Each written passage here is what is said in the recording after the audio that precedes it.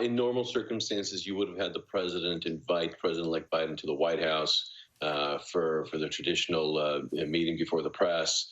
For your private meetings, you would have had the First Lady invite the First Lady, Biden's wife, the First Lady, for the traditional tea and get together. I mean, there's a lot of things that we're missing out. It's a shame, but at the end of the day, tomorrow is, for lack of a better word, a fresh start for this country. We get it every time there's a change of power, and it's good to see that most of the former American presidents are going to be there. So we had initially the Trump administration dragging its heels somewhat on some of the things that needed to be happening, for example, being able to vet their people for various positions and cabinet positions and so on, but they did relent. As we sit now, from what you know of this process, is there any disadvantage to the Biden administration, or can they hit the ground running as normally as any other administration as of tomorrow?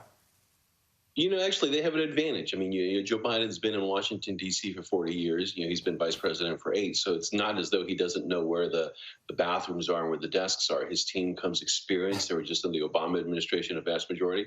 I mean, so whether it is a short transition, and it's a tragedy that it is, I mean, you're still coming across a team that's very experienced. They've been there before. They know what to do. It doesn't mean they're going to make the right decisions. I think we'll disagree on a lot of the policy stuff, but it's certainly an administration that is starting in 5th gear as opposed to 1st gear.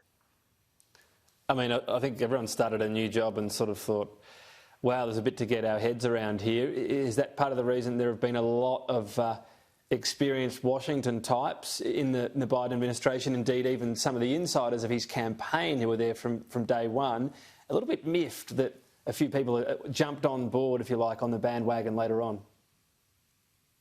Yeah, listen, the hurt feelings always happen in these presidential campaigns, and there's always the fight of who's going to get the transition job. It's funny, on the campaign, you talk about who's going to stab you in the back. In transition, you often say who's going to stab you in the front, because there's no hiding of who wants what position and when they want it and what they're willing to do. I mean, it's every administration has this, from the Bush administration, Reagan administration, that people are angling for jobs or fighting for jobs. And it's just the nature of that competitiveness. Now, you throw in the Biden team that has experience. They've been there before. He knows what he wants to do. He knows how the levers of government work.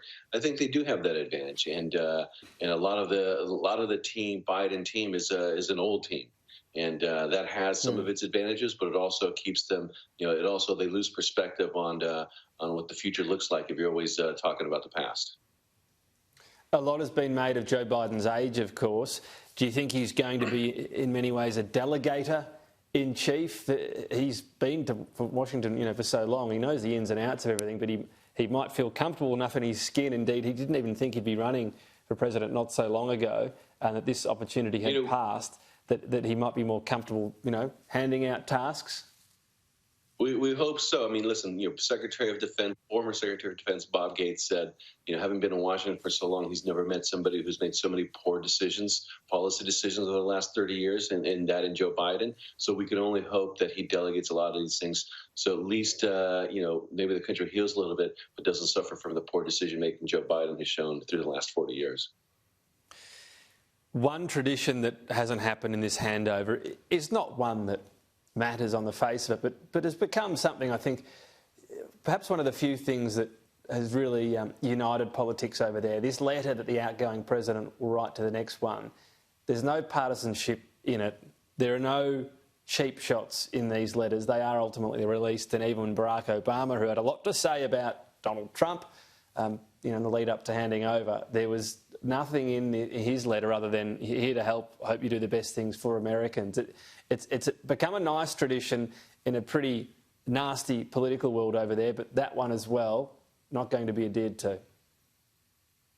Listen, I hope the president writes the letter. I mean, we saw tonight his speech that hit the right tone. I think if a lot of his supporters, if they would have had that speech many more times during his term, we would be in a lot different position. But I think you saw yesterday the president this afternoon take a good step in working towards healing the country. I think the letter is another good step. I really hope that, I know it's impossible at this late of hour, but I really hope that the president would have been there for the transition or for the swearing in. But the letter is an important tradition. Let's hope it maintains it. We'll all be watching tomorrow to see what happens. Do you think there's any real chance? I mean, as always. from way down here, down under, if you like, it just seems like most people there have written off that prospect. Do you think there's a possibility that that will happen, that Donald Trump will pen something? I mean, I guess there's so much talk of it, and it'll be fascinating if it happens as well, because he doesn't do anything normally. That's all we can do is just hope that, in these moments, in these closing moments, he just gave a good speech. Like I said a couple hours ago, as he closed out his term and talked about his accomplishment. I'm hoping in the closing moments he looks at that and says, what, this has been a good and proud tradition for our country. And, we can write, I can write a nonpartisan sort of non-jive letter, wishing, the next president of the United States luck, regardless of who it is. We'll find out soon enough. Bryan Lanza, appreciate your time today. Thank you. Thank you.